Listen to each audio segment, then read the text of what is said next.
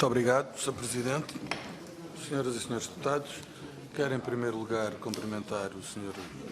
Presidente da ANMC e, dado que não pode prestar esclarecimentos adicionais sobre a transparência do processo e a forma como decorreram a outorga dos atos administrativos tendentes à realização do vínculo contratual que liga o Estado português à Porto Fuel, ainda assim eu gostava de ensaiar aqui um raciocínio de modo a dilucidar alguns aspectos que considero fundamentais. Desde logo, a propósito da sua resposta, naquilo que versa o que é ou não objeto do contrato. E o contrato estabelecido entre o Estado e a Porto Fuel permite a pesquisa, a prospecção, o mapeamento de recursos nas áreas concessionadas, de acordo com o artigo 2º do contrato. É verdade que, de acordo com a legislação, há um título único que não distingue entre a prospecção e a exploração e, portanto, pergunto-lhe desde logo se é verdade ou não que durante os 8 anos da vigência do contrato a Porto Fuel nada pode fazer sem a prévia e vinculativa autorização da ANMC. É verdade, como disse, por se tratarem de títulos únicos, de acordo com a legislação em vigor, também os contratos se referem à exploração e à produção, mas não deixa de ser verdade, e eu acho que este é o elemento fundamental, até pelas declarações dos responsáveis da Porto Fuel recentemente, que a forma como eles interpretam o contrato é que o contrato apenas lhes outorga a prerrogativa de proceder, de acordo com a autorização que foi estabelecida pela ANMC, à pesquisa e à prospecção. Houve declarações recentes a esse respeito e, portanto, em que os responsáveis da Porto Fuel asseguraram que o risco corria pelo concessionário e eu julgo que isso consolida a interpretação que se trata apenas de um contrato que versa sobre a pesquisa, não compreende a exploração, a menos que essa exploração seja antecedida de uma decisão do Estado. E essa decisão do Estado é uma decisão que tem uma componente de natureza técnica, mas que também tem uma componente de natureza política. Ou seja, se o Estado entender, havendo interesse do privado, fazer essa exploração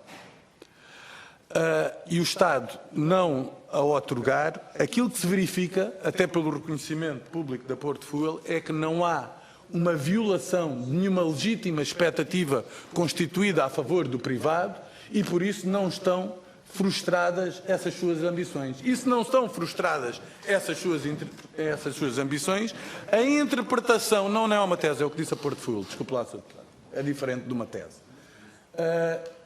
Então, dessa forma, não há a violação do contrato e, não havendo violação do contrato, não só obrigaria o Estado, não se constituiria o Estado na obrigação de indenizar, ainda que o concessionário viesse a manifestar interesse em realizar a exploração de hidrocarbonetos.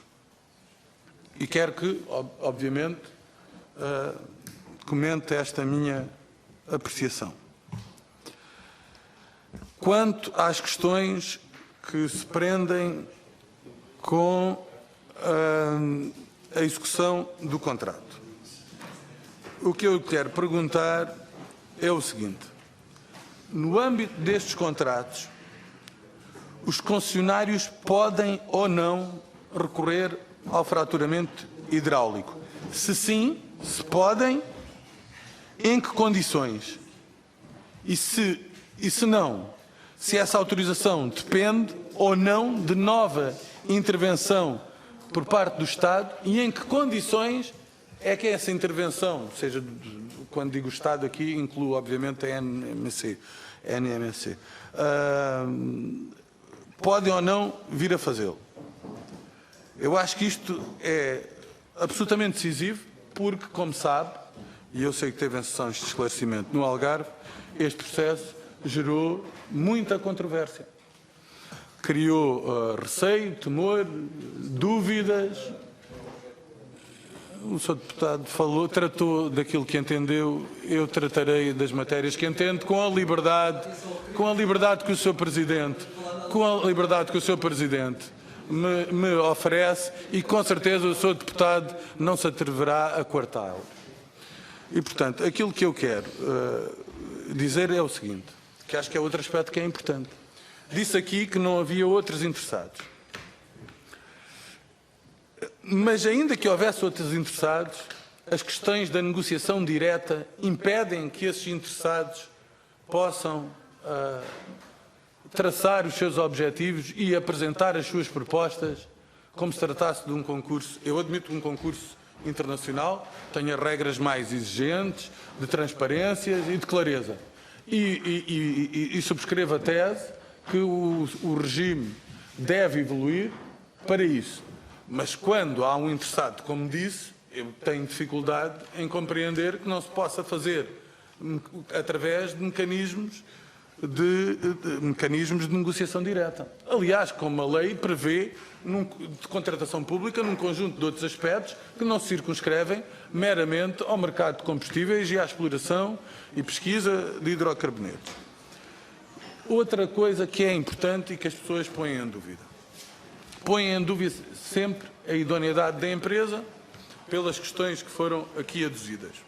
Eu julgo que os serviços devem ter, de forma rigorosa, avaliado bem os processos. Com certeza, a entidade também fará essa avaliação em função das competências técnicas da empresa em causa.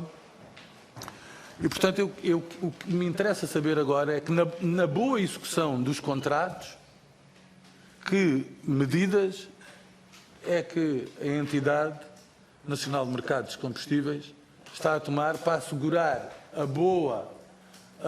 o bom cumprimento dos contratos e a salvaguarda do ambiente, bem como de outros valores que se constituem essenciais de acordo com os propósitos e as obrigações a que a entidade deve responder. Muito